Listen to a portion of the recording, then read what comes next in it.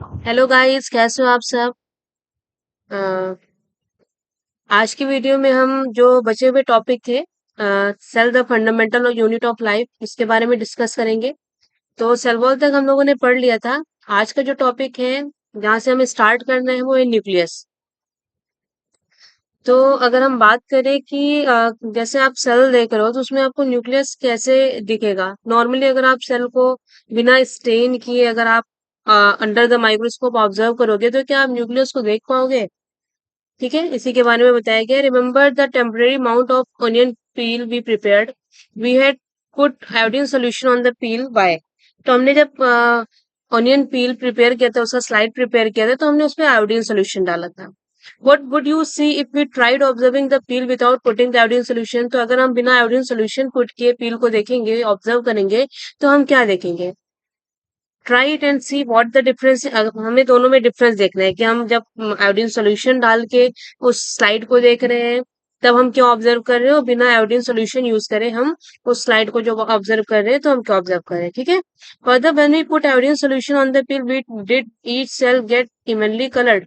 फिर जब हम आयोडीन सॉल्यूशन पुट करेंगे उस स्लाइड पे, तो जो भी हमने अनियन पील लगाया है उसका, जब आप उसको ऑब्जर्व करोगे तो आप देखोगे कि वो कलर्ड हो गया है। और फिर कह रहा है इवनली कलर्ड, तो इवनली कलर्ड नहीं होगा, उसमें आपको लाइट एंड डार्क स्टेन दिखेंगे कलर के। ठीक है। तो according to the chemical composition, different region of the cell get colour differently. ठीक है। तो जब हम स्लाइड को देखेंगे under the microscope iodine solution डालने के बाद, तो जब आप सेल को देखोगे तो आप देखोगे उसका जो डिफरेंट रीजन है, उसने डिफरेंट मतलब कलर जो है, कलर का डार्क शेड कहीं दिखेगा, कहीं लाइट शेड आपको दिखेगा। ठीक है। Some region appear darker than the other region. Apart from iodine solution के अलावा आप और भी सोल्यूशन ऐड कर यूज कर सकते हो, जैसे कि सेफ्रोनिन सोल्यूशन और मिथाइलिन ब्लू सोल्यूशन भी आप सेल को स्टेन करने के लिए यूज कर सकते हो। ठीक है। तो we have observe cell from an onion, let us now observe cell from our own body. तो हम ओन बॉडी से सचिक सेल लेकर भी हम देख सकते हैं। तो ये एक्टिविटी हम बाद में डिस्कस करेंगे। तो जब हम सेल को स्ट्रिंग करने के बाद देखेंगे, तो हम ये देखेंगे कि हमें एक डार्क रीजन भी दिखेगा सेल के अंदर, डार्क स्टेन रीजन भी दिखेगा। ठीक है। was there a darkly colored spherical or oval dot like structure near the center of each cell? तो जो हमें वो डार्क स्टेन सन ओवल स्फेरिकल शेप स्ट्रक्चर दिखेगा ना, उसी को हम क्या कहते हैं, न्यूक्लियस कहते हैं। क्या कहते हैं, न्यूक्लियस कहते हैं। अब न्यूक्लियस की अगर हम बात करें, तो न्यूक्लियस को जब हम और मैग्नीफाई करके देखेंगे, the nucleus has a double layered covering. तो न्यूक्लियस को अगर हम मैग्नीफाई करके देखेंगे, तो हम देखेंगे उसकी कवरिंग जो होती है, यानी न्यूक्लियस जो है मेम्ब्रेन बाउंड होता है। तो जो उसकी कवरिंग होती है वो डबल लेयर्ड, यानी दो लेयर की कवरिंग होती है, और उसको हम क्या कहते हैं, न्यूक्लियर मेम्ब्रेन। क्या कहते हैं, न्यूक्लियर मेम्ब्रेन कहते हैं। The nuclear membrane. अब न्यूक्लियर मेम्ब्रेन को जब आप देखोगे, तो देखोगे उसमें आपको छोटे छोटे पोर्स भी दिखेंगे, which allow the transfer of material from inside the nucleus to its outside, that is to the cytoplasm। तो वो पोर किस लिए होते हैं, वो पोर इसलिए होते हैं कि कोई भी मटेरियल हो जो कि न्यूक्लियस से साइटोप्लाज्म में ट्रांसफर करना है, तो वो कैसे जाएगा। अगर कोई ओपनिंग नहीं होगी, कोई पोर नहीं होगा, तो न्यूक्लियस के अंदर का जो मटेरियल है वो न्यूक्लियस में ही रह जाएगा। और बाहर से अगर साइटोप्लाज्म से कोई मटेरियल अंदर जाना है, वो भी नहीं ट्रांसफर हो पाएगा। तो इसी के लिए मेम्ब्रेन में क्या होते हैं, आपको पोर्स दिखेंगे। उस पोर्स से ही ट्रांस मटेरियल का ट्रांसफर होता है न्यूक्लियस और साइटोप्लाज्म के बीच में। ठीक है। अब न्यूक्लियस को अगर आप ध्यान से देखोगे, तो आप क्या देखोगे, उसमें आपको दिखेगा इट कंटेन क्रोमोसोम्स दिखेंगे, which are visible as rod shaped structure only when the cell is about to divide. और वो rod shape chromosome rod shape में आपको कब दिखेगा, जब सेल जो है वो डिवाइड करने की स्टेज में होगा। Chromosomes contain information for inheritance of features from parent to the next generation in the form of DNA molecule। तो क्रोमोसोम के पास क्या होता है, इंफॉर्मेशन होता है। ठीक है। कौन सा इंफॉर्मेशन होता है, जो कि पेरेंट से नेक्स्ट जनरेशन में ट्रांसफर करना है, और किस फॉर्म में होता है, डीएनए के फॉर्म में होता है। अब आप कहोगे डीएनए क्या है। डीएनए का सबसे पहले आपको फुल फॉर्म जानना होगा। तो डीएनए का फुल फॉर्म है डीऑक्सी राइबो न्यूक्लिक एसिड। क्या फुल फॉर्म है डीएनए का, डीऑक्सी राइबो न्यूक्लिक एसिड। ठीक है। Chromosomes are compose of, chromosome को जब आप देखोगे तो आप देखोगे इसमें डीएनए के साथ साथ प्रोटीन भी होता है। डीएनए के साथ साथ क्या है, प्रोटीन भी है। DNA molecules contain the information necessary for constructing and organising cell. तो डीएनए जो मॉलिक्यूल है उसमें क्या है, उसमें वो सारे इंफॉर्मेशन है जो कि जरूरी है एक सेल को ऑर्गेनाइज करने के लिए।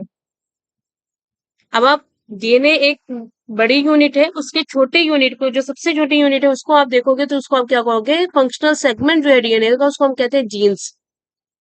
क्या कहते हैं, जीन्स कहते हैं। In a cell which is not dividing, this DNA is present as a part of chromatin material. ऐसे सेल में जो कि डिवाइडिंग सेल नहीं है उसमें डीएनए आप देखोगे तो आप डीएनए को आप देखोगे एज अ क्रोमेटिन मटेरियल का ही पार्ट दिखेगा आपको। Chromatin material is visible as entangled mass. अब क्रोमेटिन मटेरियल क्या है, क्रोमेटिन मटेरियल को जब आप देखोगे तो आपको ऐसा लगेगा कि थ्रेड जो है, थ्रेड लाइक स्ट्रक्चर है जो ऐसे गुथा आपको एक जगह पे डार्क दिखेगा, डार्क मास की तरह दिखेगा। और जब भी उस सेल को डिवाइड होना होगा तो वो क्रोमेटिन मटेरियल जो है वो अपने आप को ऑर्गेनाइज्ड करेगा। किस फॉर्म में ऑर्गेनाइज करेगा, रॉड शेप स्ट्रक्चर में ऑर्गेनाइज करेगा, जिसको आप क्या कहोगे, क्रोमोसोम कहोगे। Okay. The nucleus play a central role in cellular reproduction, the process by which a single cell divide and form two new cells. It also play a crucial role along with the environment in determining the way the cell will develop and what form it will exhibit at maturity by directing the chemical activities of the cell. यानी जो nucleus है वो reproduction में बहुत important role play करता है। ठीक है। जब सिंगल सेल डिवाइड होता है दो सेल में तो न्यूक्लियस भी उसका साथ में डिवाइड होता है। और ये जो है वो इम्पोर्टेंट रोल प्ले करता है इन्वायरमेंट के अकॉर्डिंगली। इन्वायरमेंट के अकॉर्डिंग ये सेल की केमिकल एक्टिविटीज को रेगुलेट करता है, जिससे सेल जो है वो क्या कर सके, मैच्योर हो सके और सरवाइव कर सके। ठीक है।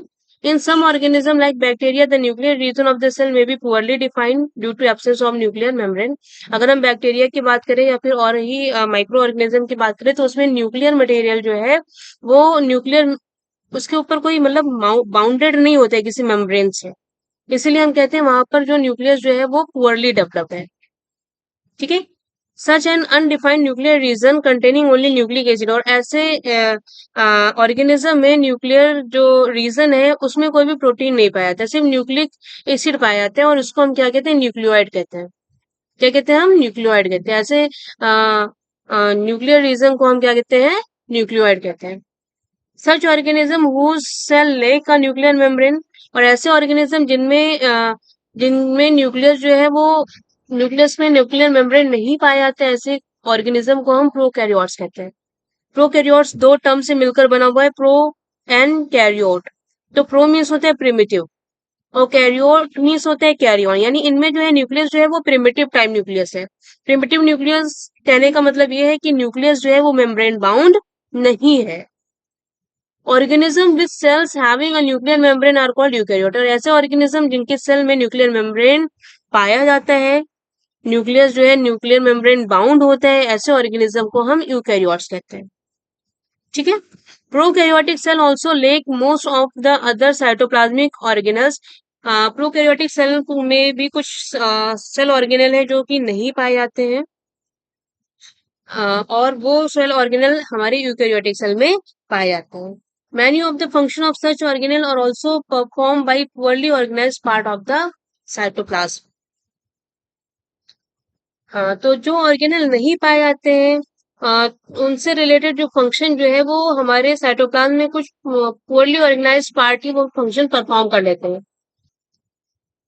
For example, the chlorophyll in photosynthetic prokaryotic bacteria is associated with membranous recycle bag-like structure है, बट नॉट विथ प्लास्टिड। यानी जैसे कि यूकैरियोटिक प्लांट सेल में हम देखें प्लास्टिड पाया जाता है जिसमें कि क्लोरोफिल पिगमेंट होता है, ऐसा कोई प्लास्टिड जो है वो प्रोकैरियोटिक ऑर्गेनिज्म में नहीं पाया जाता है।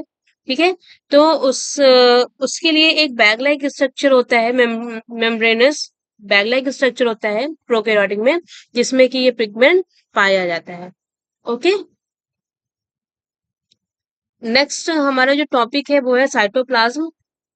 When we look at the temporary amount of the onion peel as well as human cheek cell, we can see a large region of each cell enclosed by the cell membrane. कि cell membrane जो है वो कुछ region जो है वो enclose किया हुआ है. This region take up very little stain और उस region में जो stain है वो बहुत ही कम stain हुआ है वो region. उसी region को हम क्या कहते हैं? साइटोप्लाज्म कहते हैं. तो साइटोप्लाज्म अगर आपसे पूछे कोई क्या होता है तो आप कहोगे it is a fluid content inside the plasma membrane. यानी प्लाज्मा मेम्ब्रेन के अंदर जो भी फ्लूइड कंटेंट आपको दिख रहा है वो क्या है? साइटोप्लाज्म है. क्या है वो? साइटोप्लाज्म है. It also contain many specialised cell organ. इसमें बहुत सारे यानी साइटोप्लाज्म में बहुत सारे स्पेशलाइज्ड सेल ऑर्गेनल पाए जाते हैं. ईच और उन सेल ऑर्गेनल का काम क्या है? वो एक स्पेसिफिक फंक्शन परफॉर्म करते हैं सेल के लिए. वो जितने भी ऑर्गेनल है वो कोई ना कोई फंक्शन परफॉर्म कर रहे हैं सेल के लिए. ठीक है. Cell organelles are enclose by membranes. तो जो सेल ऑर्गेनल्स हैं वो भी इंक्लोज होते हैं मेम्ब्रेन्स के. In prokaryote beside the absence of a defined nuclear region, the membrane bound cell organelle are also absent. तो न्यूक्लियस ये जो मेम्ब्रेन बाउंड नहीं होता है उसके साथ साथ कुछ जो भी ऑर्गेनल पाए जा रहे हैं प्रोकैरियोटिक सेल में वो भी उनमें भी कोई मेम्ब्रेन नहीं पाया जा रहा है. ठीक है. On the other hand eukaryotic cell have nuclear membrane as well as membrane enclosed organelle. और यूकैरियोटिक सेल में न्यूक्लियर मेम्ब्रेन के साथ साथ जितने भी ऑर्गेनल पाए जा रहे हैं वो सब के कैसे हैं? मेम्ब्रेन इंक्लोज्ड है. कैसे ऑर्गेनल है? मेम्ब्रेन इंक्लोज्ड ऑर्गेनल्स हैं. The significance of membranes can be illustrated with the example of viruses. तो मेम्ब्रेन का सिग्निफिकेंस क्या है कि हम वायरसेस का एग्जांपल लेकर समझा सकते हैं. तो viruses lack any membranes and hence do not show characteristic of life. Viruses की अगर हम बात करें तो वायरसेस में कोई भी मेम्ब्रेन नहीं पाया जाता है.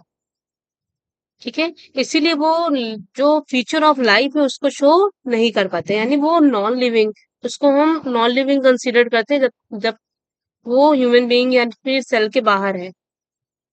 Until they enter a living body. जब तक वो लिविंग बॉडी में एंटर नहीं करेगा वो कैसा होगा? नॉन लिविंग होगा.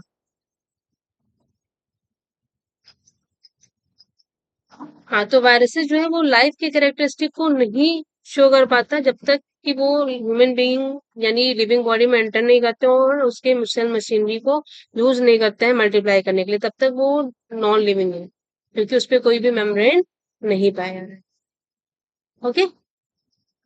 तो इस वीडियो में इतने ही डिस्कस करते हैं. नेक्स्ट वीडियो में हम बात करेंगे सेल ऑर्गेनल्स के बारे में. तो अगर आपको मेरा वीडियो अच्छा लगा हो तो चैनल को लाइक एंड सब्सक्राइब जरूर करें. Thank you for today. Thank you so much.